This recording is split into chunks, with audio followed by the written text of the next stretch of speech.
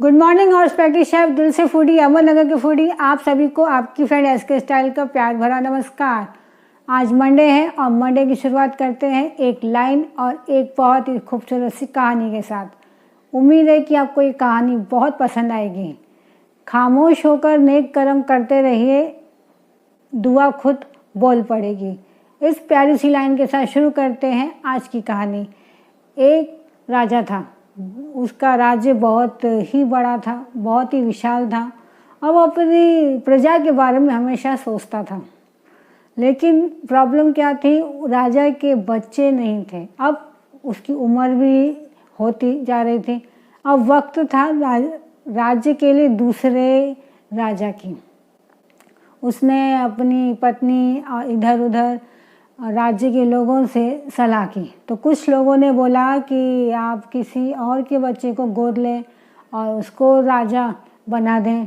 कुछ ने बोला नहीं, गोद नहीं लेना है, आप अपनी पसंद का कोई आदमी चुन लीजिए जिस पर आप भरोसा करते हैं और उसको राजा बना दीजिए। कुछ ने बोला नहीं, ऐसे कैसे, समझ में तो आए कि वो राजा के लायक है कि नहीं।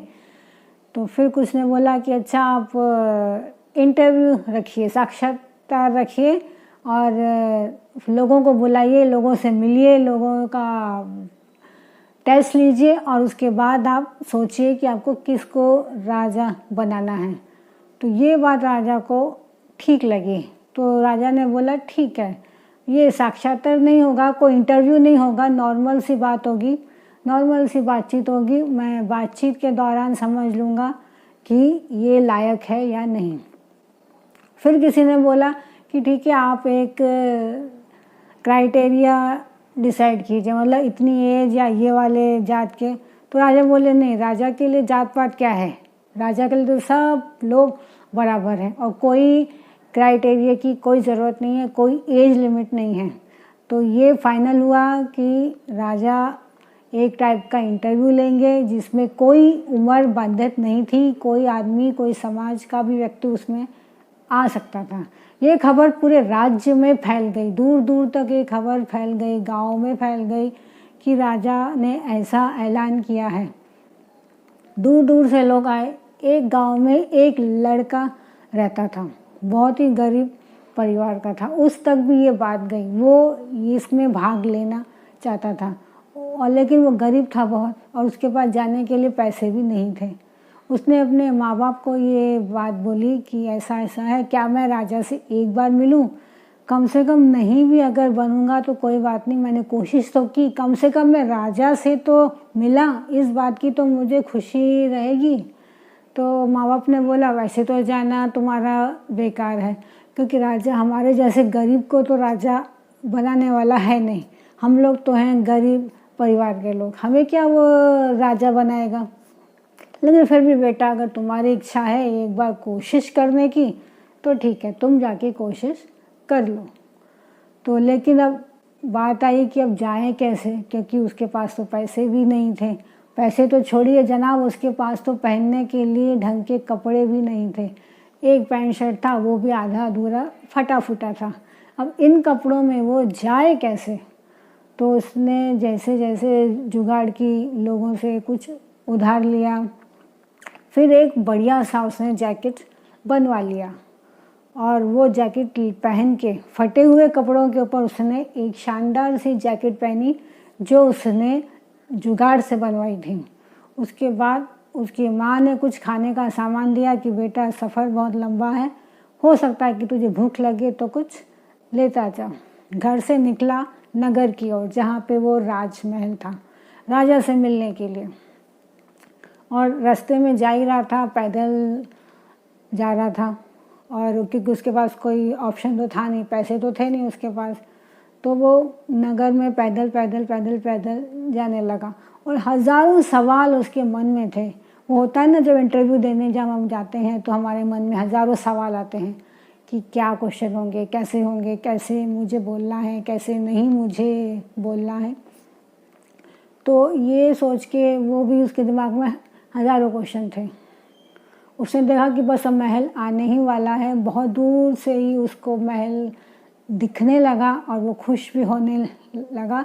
लेकिन महल के ही पहले एक भिखारी उसको मिलता है जो कि रोड के किनारे बैठा होता है, और ठंड बहुत थी, ठंड के दिन थे, तो वो भिखारी रोड पे बैठ के ठिठुर रहा होता है और उस लड़के को आवाज़ देता है बेटा। पर वो उसके पास जाता है और उससे पूछता है बाबा क्या हुआ। तो वो बोलता है भिखारी कि बेटा मुझे ठंड लग रही है, तेरे पास कुछ अगर मुझे ओढ़ाने के लिए कुछ है तो मुझे दे दे। लेकिन उसके पास तो कोई कपड़े थे ही नहीं, फटे पुराने कपड़े पहन के आया था। एक ही जैकेट थी जो ये अभी अभी उसको बड़ी मुश्किलों से मिली थी, जुगाड़ करके मिली थी। अभी इसके सिवा तो उसके पास था नहीं, खाना था थोड़ा बहुत। उसने बोला खाने से तो इसका काम होगा नहीं, तो उसके मन में ख्याल आया क्यों ना ये पूरा का पूरा मैं जैकेट उतार के इसको दे दूँ। कोई बात नहीं, कम से कम इसकी मैं भले राजा मुझे पसंद भी ना करे, कम से कम ये ठंड में मरने से तो बचेगा। उसने ज़्यादा सोचने में समय वेस्ट नहीं किया, क्योंकि जब हम कुछ काम दिल से करते हैं ना तो हम दिमाग से नहीं सोचते, और सोचना भी नहीं चाहिए। जिनको आप दिल से अपना समझते हैं ना, और दिल से जिनके लिए कुछ करना आप चाहते हैं, तो वहाँ दिमाग की ज़रूरत नहीं है वहाँ पर। उस लड़के ने भी दिमाग का बिल्कुल इस्तेमाल नहीं किया और तुरंत उसने उसको जैकेट भिखारी को दिया, पहना दिया। और फिर उसके मन में ख्याल आया अब कोई फ़ायदा तो है नहीं राजा के पास जाके, राजा मुझे पसंद करने वाला तो है नहीं। अब ये फटे पुराने कपड़ों में वो क्या मुझे राजा बनाने वाला है, वो तो मुझे लात मार के भगा देगा। वो सोच ही रहा था, फिर उसको ख्याल आया चलो कम से कम राजा से तो मिल लूँ, मेरे माँ बाप पूछेंगे तो मैं बता तो सकता हूँ कि मैं राजा से मिल कर आया हूँ। और जो उसकी जैकेट थी वो तो गई। वो महल की तरफ गया, दरबान खड़े थे, उसका हालत देखकर, उसका हुलिया देखकर तो पहले तो उन्होंने उसको अंदर आने से मना किया। फिर उस लड़के ने विनती की कि प्लीज़ मुझे एक बार राजा से मिलना है। मैं आया तो उस इंटरव्यू के लिए था, लेकिन भले वो मुझे इंटरव्यू में न भी ले, मुझे न भी राजा बनाए, लेकिन कम से कम मुझसे एक बार मिल लें। तो उसकी ऐसी हालत देख के उसकी ने जब बार बार उससे विनती की तो राजा मिलने के लिए, वो दरबारियों ने राजा से मिलने के लिए उसको परमिशन दे दी। उसने उसको उसके महल की तरफ भेजा और जहाँ उनका कक्ष था वो लड़का कक्ष में खड़ा था। उस समय राजा वहाँ पे नहीं था। थोड़ी देर बाद राजा वहाँ पे आया और जैसे ही राजा वहाँ पर आया उस लड़के के पैरों से नीचे से ज़मीन निकल गई, क्योंकि ये वही राजा था जो सड़क के किनारे भिखारी बनकर बैठा था। तो वो समझ नहीं पा रहा था, वो कुछ बोल नहीं पा रहा था कि ये क्या है। वो उसका ये ज़बान लड़खड़ा रही थी, आप वही है ना। तो वो राजा मुस्कुराया, बोला जी आपने सही पहचाना, मैं वही भिखारी हूँ जो अभी आपको कुछ देर पहले रोड पे मिला था। उसको समझ में नहीं आ रहा था वो क्या बोले राजा से, इतने बड़े राजा से। फिर भी उसने बड़ी हिम्मत करके राजा से बोला आखिर आपने मेरे साथ ऐसा क्यों किया, आप आखिर चाहते क्या थे और आप क्यों रोड पर बैठे थे भिखारी बन के। तब उसको राजा ने बोला अगर मैं राजा बन के तेरे सामने आता और मैं जो तुझको बोलता वो तू करता, क्योंकि तुझे इंटरव्यू में पास होना था। लेकिन मुझे ऐसा राजा चाहिए था जो अपने से पहले प्रजा के बारे में सोचे, मुझे वो राजा चाहिए था।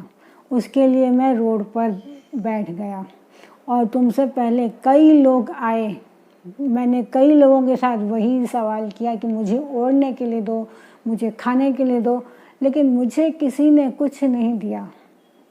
सबने अपने अपने दिमाग का इस्तेमाल किया, लेकिन तुम इकलौते पहले व्यक्ति हो जिसने मुझे अपना जैकेट उतार के दिया। और तुम्हारी हालत देख के तो लगता है कि तुम्हारे पास कपड़े भी नहीं होंगे और ये भी तुमने बड़ी मुश्किल से कहीं से लिया होगा।